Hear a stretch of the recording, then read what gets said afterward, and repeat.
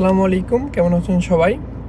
তো সাম্প্রতিক সময়ে আমি ইউটিউবে ফেসবুকে কিছু ভিডিও দেখলাম যেখানে বলা হচ্ছিল এরকম যে জাপানিজ ভাষাত এ ধরনের একটা তেমা নিয়ে একটা রাজনৈতিক দল জাপানে খুব প্রভাব বিস্তার করছে এবং তারা এবার হচ্ছে সরকারের ক্ষমতায় এসেছে।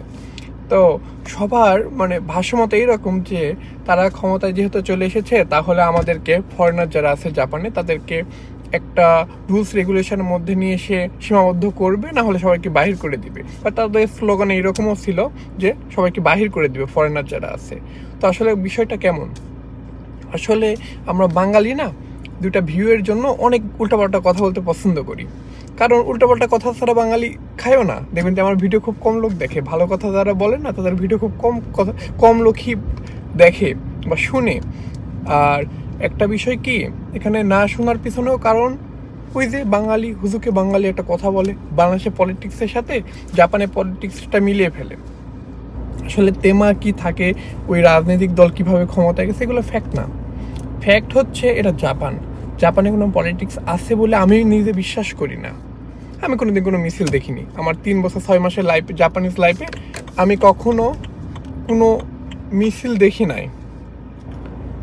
তো বাংলাদেশে প্রতিটা দিন কয়েকটা জায়গায় মিটিং মিছিল হয়, তাই না? জাপানে ধরনের কিছু হয় না। তো এর কারণ কি? কারণ জাপানে ওই ধরনের কারো সময় নাই, অযথা সময় নষ্ট করার মতো কারো সময় নাই বা গুরুত্ব নাই। এই জন্য তারা একটা তেমা, যেমন হচ্ছে জাপানের মূল সমস্যা এখন বর্তমানে ফরেনার এতই বেশি হয়ে গেছে বলার মতো না। এটা আমার দেশ হলে আমি ওটাই মনে করতাম যে আমার দেশে আমি উপরে থাকবো, তাই না? আমাকে মান বেশি দিতে হবে। বাট বর্তমানে দেখবেন অধিকাংশ কোম্পানিতে ফরেনাররা কিন্তু দেখা যাচ্ছে 700 বা এমডির পর্যায়ে আছে। অধিকাংশ কোম্পানিতে দেখা যাচ্ছে ফরেনারের সংখ্যা বেশি। অধিকাংশ কোম্পানির মালিক এখন বর্তমানে ফরেনার হয়ে যাচ্ছে। এমনকি চাইনিজরা জাপানে জমি কেনা শুরু করছে।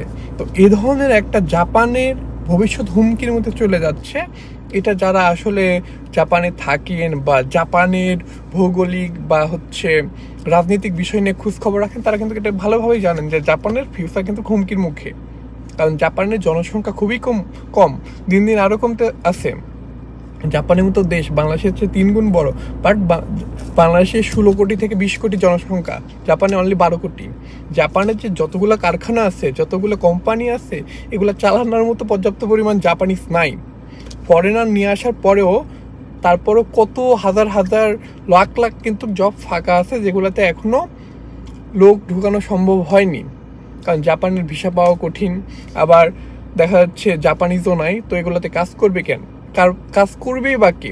বা কাজ করার অভাবে অনেক দেখা যাচ্ছে আপনার কোম্পানি বন্ধ হয়ে যাচ্ছে, অনেক রেস্টুরেন্ট বন্ধ হয়ে যাচ্ছে। এরকম আপনারা যারা জাপানে থাকেন বিভিন্ন জায়গায় দেখবেন যে কর্মী সংকটের অভাবে আজকে বন্ধ আছে। আমি মাঝে মধ্যে দেখি বিভিন্ন দেখা যাচ্ছে আপনার যে চুল কাটা সেলুন বলেন বা এগুলোতে রেস্টুরেন্টেও কর্মীর অভাবে বন্ধ আছে। তো এই অবস্থা হচ্ছে বর্তমান জাপানের। তো একটা বিষয় কি, জাপানিজরা কিন্তু সব সময় আমেরিকাকে ফলো করে বা ওয়েস্টার্নকে ফলো করে। হ্যাঁ, যেমন হচ্ছে আমেরিকার একটা তেমা ছিল, এবার হচ্ছে তেমা মানে হচ্ছে মূল প্রতিপাদ্য বিষয়। হ্যাঁ, তেমা একটা জাপানি শব্দ। তো প্রতিপাদ্য বিষয় ছিল যে দ্য গ্রেট আমেরিকা এগেইন, এ ধরনের একটা কিছু যেন। তার মানে কি, তারা আবার পূর্বের অবস্থায় ব্যাক করতে চায়। সেই ধারাবাহিকতা বজায় রেখে জাপানিজ ফার্স্ট এই স্লোগানটা এরা উঠাইছে, জাস্ট একটা রাজনৈতিকভাবে সুযোগ সুবিধা নেওয়ার জন্য।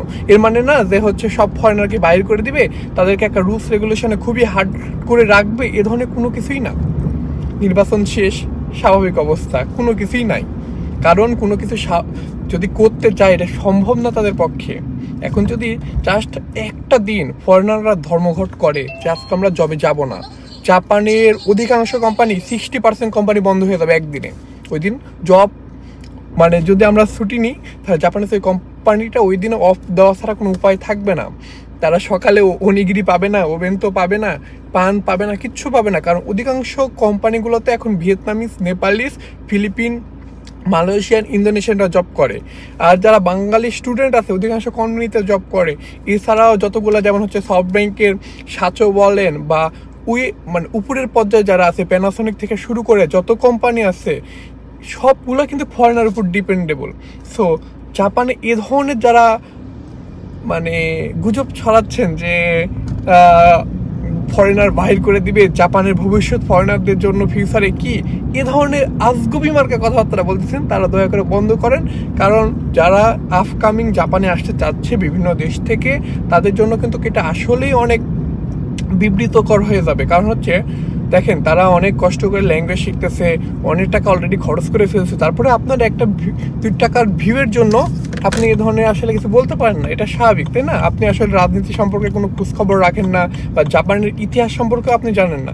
জাপানে এই ধরনের কোনো অশালীন কোনো কাজ হয়নি বিগত 100 বছরে। 100 বছর আগে অনেক কিছুই ঘটছে, বাট এই 100 বছরে ঘটেনি, এ ধরনের ঘটবেও না। জাপানের রুলস এইরকমই।